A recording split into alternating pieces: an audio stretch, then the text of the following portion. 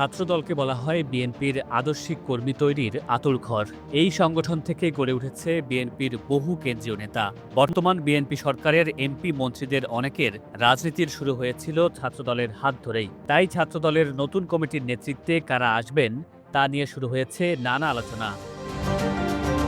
সম্ভাব্য সভাপতি এবং সাধারণ সম্পাদক পদে বেশ কয়েকজন নেতার নাম জোরালোভাবে আলোচনায় রয়েছে। এর মধ্যে সভাপতি পদে ছাত্রদলের বর্তমান কমিটির যুগ্ম সাধারণ সম্পাদক রাজু আহমেদ আলোচনার শীর্ষে রয়েছেন। আওয়ামী লীগ সরকারের সময়ে বেশ কয়েকবার হামলা মামলার পাশাপাশি প্রায় ৭ মাস কারাভোগ করেছেন রাজু আহমেদ। রাজপথের লড়াই, হামলা মামলা সহ্য করা এবং তৃণমূলের সাথে শক্তিশালী সংযোগ থাকার কারণে তাকে অন্যতম যোগ্য প্রার্থী হিসেবে মনে করা হচ্ছে।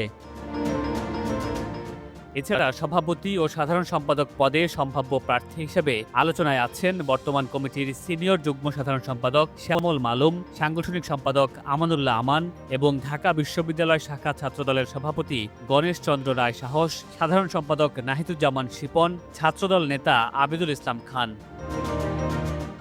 বিএনপির নীতি নির্ধারণী পর্যায় থেকে পাওয়া তথ্য অনুযায়ী সাংগঠনিক শক্তি বৃদ্ধির জন্য অঙ্গ ও সহযোগী সংগঠনগুলোর পুনর্গঠন প্রক্রিয়াকে অত্যন্ত গুরুত্ব দেওয়া হচ্ছে। দলটির চেয়ারম্যান তারেক রহমান স্বয়ং এই প্রক্রিয়া পর্যবেক্ষণ করছেন। মূলত ৩টি বিষয়ের উপর জোর দেওয়া হচ্ছে। প্রথমত, গেল কয়েক বছরের রাজনৈতিক অস্থিরতায় এবং জুলাই বিপ্লবের সময়ে যারা রাজপথে সক্রিয় ছিলেন তাদের প্রাধান্য দেয়া। দ্বিতীয়ত, শুধুমাত্র পেশি শক্তির রাজনীতি নয়, বরং মেধাবী ও শিক্ষার্থী বান্ধব নেতৃত্ব বাছাই করা এবং ক্লিন ইমেজ অর্থাৎ সংগঠনের অতীতের সমালোচিত বিষয়গুলো থেকে বেরিয়ে এসে নতুন একটি স্বচ্ছ ভাবমূর্তি তৈরি করা। তাই সংগঠনের ত্যাগী ও দীর্ঘদিনের রাজপথে সক্রিয় নেতাদের নতুন কমিটিতে গুরুত্ব দেওয়ার কথা ভাবা হচ্ছে। তবে শেষ পর্যন্ত কারা নেতৃত্বে আসছেন তা নির্ভর করছে বিএনপির চেয়ারম্যান তারেক রহমানের চূড়ান্ত সিদ্ধান্তের ওপর।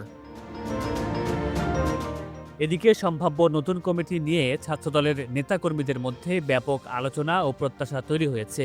বিগত দিনে আন্দোলন সংগ্রামে পরীক্ষিত এবং গ্রহণযোগ্য নেতাদের হাতেই সংগঠনের দায়িত্ব তুলে দেওয়া হোক, এমনটাই প্রত্যাশা নতুন কমিটিতে পদ প্রত্যাশীদের।